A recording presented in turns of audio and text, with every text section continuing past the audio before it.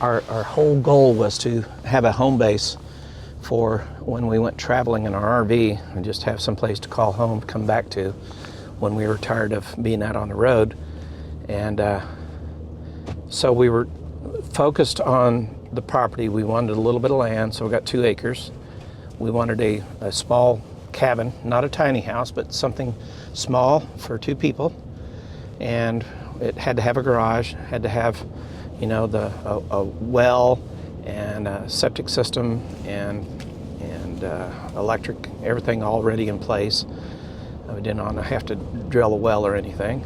And so part of that process was we'd gone to several different places. We went to a couple of places between Table Rock Lake and Lake of the Ozarks. We thought maybe we wanted to be closer to Lake of the Ozarks because we have a lot of family in the Kansas City area. And so the goal there was to find the property that was going to be close enough to family but not too close, but convenient to get out on an interstate and go traveling. So we ended up at this place that we have now, and it checked all the boxes. The only thing we didn't realize was how convenient it was to all sorts of things we probably should have been thinking about, like healthcare, grocery shopping, things like that, getting oil changes. So come to find out, shortly after we moved here, the first time we had to go into town for supplies, that there's a Walmart Supercenter that's literally 3.5 miles away from the house. That's open 24/7. There are 2 or 3 other grocery stores, 2 other grocery stores, I think, to notable mentions. There's a Kroger that's not been taken care of very well, and I've only been there a couple of times when I couldn't find things at the other 2 stores. And then there's a Price Chopper, which is where I'm going today. It's the furthest away, but it has a pretty darn good selection of things. I like going there over Walmart because I don't have to deal with the Walmart crowd, and I'm not real crazy about Walmart's produce. I mean, they have a good selection, but a lot of times they package things like if I want 1 red bell pepper, I have to buy 3 tricolored packages of peppers. Or I had a recipe the other day that called for a habanero, and all I needed was like 1 or 2 little habanero peppers to toss in it, and I ended up having to buy a whole bag of it. And then consequently, the rest of the bag started mildewing on me and had to throw them down the garbage disposal. So I like going to Price Chopper because I can kind of pick and choose and get just like 1 serrano pepper if I need it, or you know, something like that, not have to buy in bulk. The county roads around here are probably wider than the streets in Kimberling City, where we're from. Around the lake there, if you have 2 full-size pickups, especially if one of them's a dually, somebody's pretty much got to take the ditch or get their tires completely off the pavement in order to get by the other person. The county road that we're on, or the county roads that lead us out to the frontage road to be able to go into town, are actually wide enough where I can even drive my motorhome in here, and a full-size truck can you know, clear me going the opposite direction. So that all worked out good. Today I am going to buy things to make biscuits and gravy, sausage gravy. If you just joined the channel, there's a lot of things that I'm going to cover. It's not just a one topic kind of thing, but shortly after we moved here, I got bit by a tick, and I got what's called alpha-gal syndrome, and I'd never heard of it before. I was having really bad abdominal pain, and it just kept, you know, getting worse, and I had no idea what was going on. Finally, I walked into a walk-in clinic in town, and I got a nurse practitioner who was very thorough. I can't remember her name, but she did a great job. And she says, I think you might have alpha-gal. And I thought, and my wife and I both looked at each other like, what in the world's that? Well, as it turns out, a whole bunch of people knew who it was, and they had relatives and friends and spouses and all that had alpha-gal. And so it was a well-known thing, especially in this area, but it's from some Texas tick. And it can cause people to have to carry around an EpiPen because they may go into shock or whatever. It cause breathing problems, respiratory problems, all sorts of stuff. So it has different reactions to different people, but it basically means that you can't eat any mammalian, like animals with 4 legs, like beef and pork, things like that, donkey, And so I had to go from being this really hardcore carnivore that only ate, red meat and pork and things like that, to chicken and turkey and things that I really always kind of shied away from. I would eat my chicken wings, which I love, and I'll probably do a video on how I do my chicken wings. But when that's the only go-to you can go to is poultry and things like that, it really cramped my style, especially with knowing that one of the things I wanted to do at this new place was to build this really cool outdoor kitchen. It's kind of boring cooking fish and uh-oh. Jeez. All right, let me set that back up there. Cooking chicken and fish and all of that on a grill kind of just didn't sound cool to me. Didn't sound fun.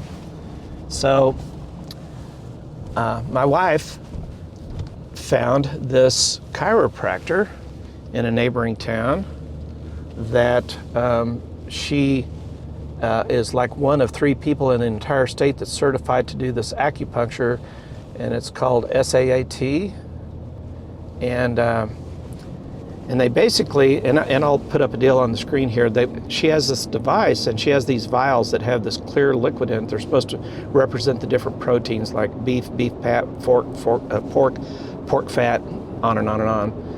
And so I went in there being very skeptical because I'm the first person to call snake oil on stuff.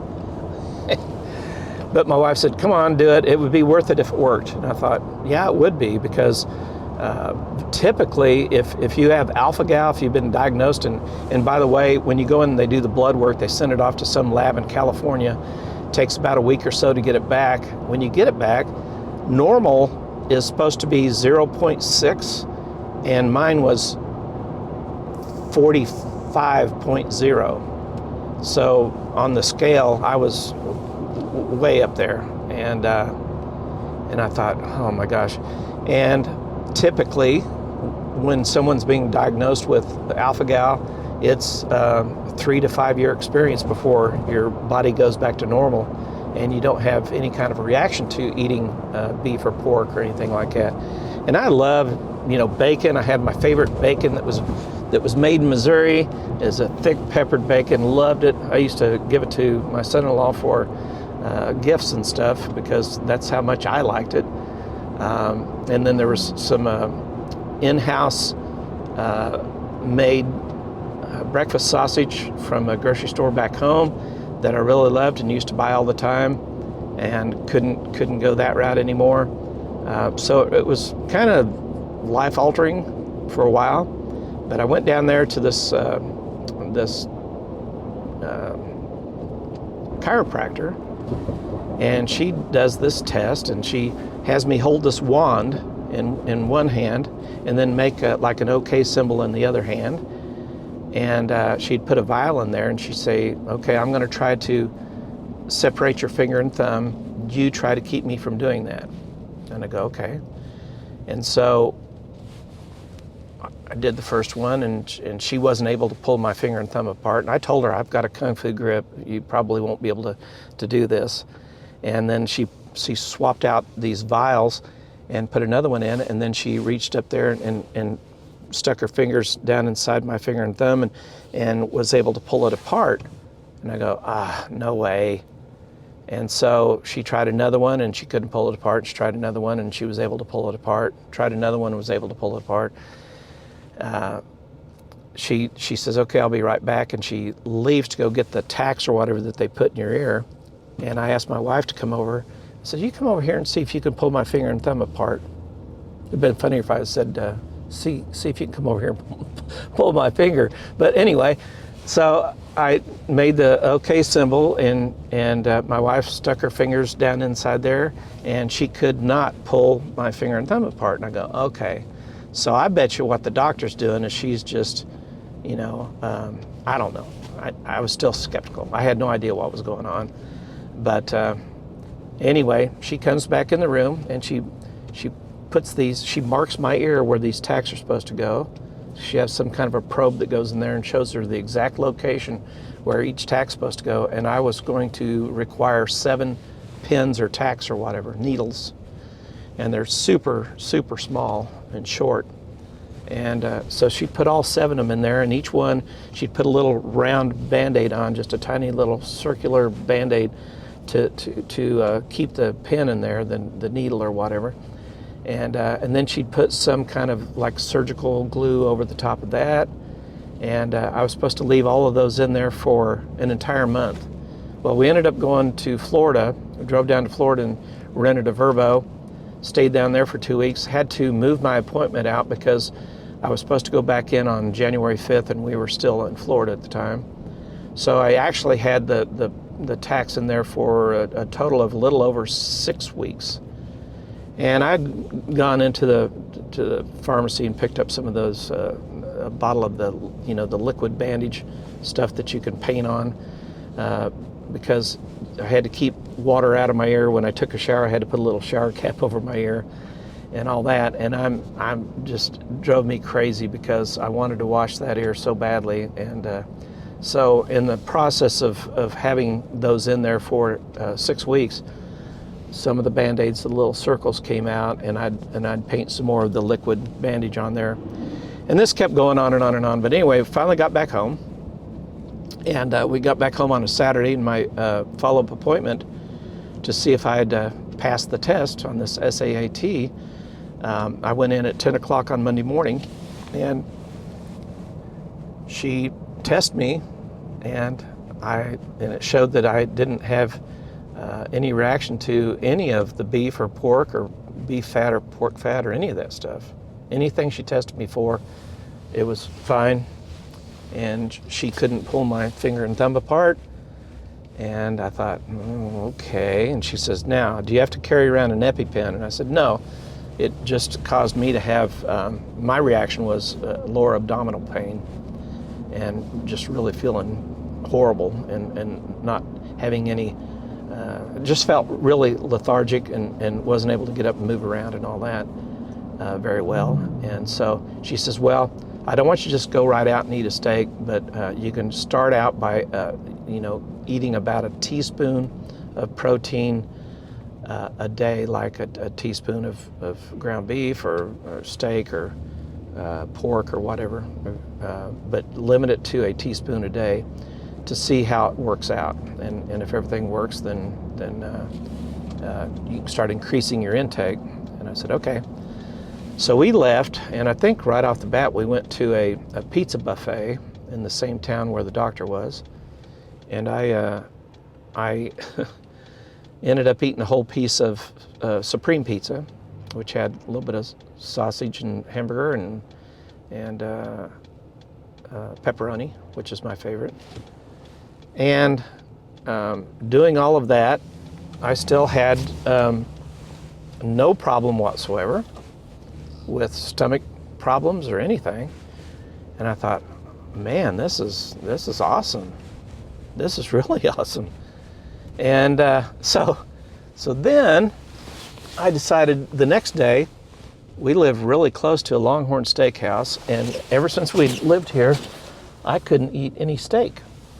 So every time I go to Longhorn Steakhouse, I would end up going in and getting chicken or chicken wings or Brussels sprouts or just anything but steak.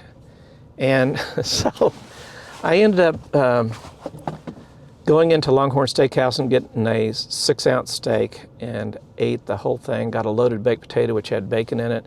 Ate all of that, and in the end, no problems whatsoever. Now I can't guarantee that that would be the case for everybody, but it worked for me. And believe me, I'm a pessimist. I guess that's why I live in the show me state, because you got to show me. I'm not going to just believe you. You got to actually show me and prove to me that this is really going to work and all that. And with me, it did. And you know, I was told that I might have to go back in for another treatment if this didn't work. And I'd already told my wife, I'm not going to do it. If I go back in on that Monday morning, I probably, if she says, well, you still have a weakness in say beef or pork or whatever, I would say, well, okay, well, I guess I'll just tough it out then. But it worked. It worked. And yesterday we went to a place and had one of those giant tenderloin sandwiches, and I, you know, of course I had to trim a bunch of stuff off of it because it's so massive, like 10 times the size of the bun. But I ate it all, and this morning feel fine, feel great. So got a lot of more coming up on this channel. I know that this is long-winded, but I'm trying a camera that I haven't used in a long time. It's a 360 camera, and I just kind of threw it all together. But I'm at the grocery store now. I'll be shooting videos in the very near future about our renovation for our kitchen. And I want to do some videos, like cooking videos, because I have some things that I learned how to do with alpha-gal that got me through that phase that I want to share with people in case they have alpha-gal. But I also have just other recipes that I really like that I kind of my go-to things. But I don't want to shoot those until I get my new kitchen put together. We're getting all new countertops in, all new appliances. The appliances that we have are from 2016. There's an electric range, and I've always wanted a gas range, so I ordered one of those. It's going to be in next month. Trying to schedule it around a time when we can get all the countertops replaced, and I can get my gas line in because there's no gas in the house at all. It's total electric. So anyway, enough of this long-winded stuff. Thank you for watching, and if you like it, like, subscribe, tell a friend, leave a comment. Always leave a comment if you can, and we'll see you next time.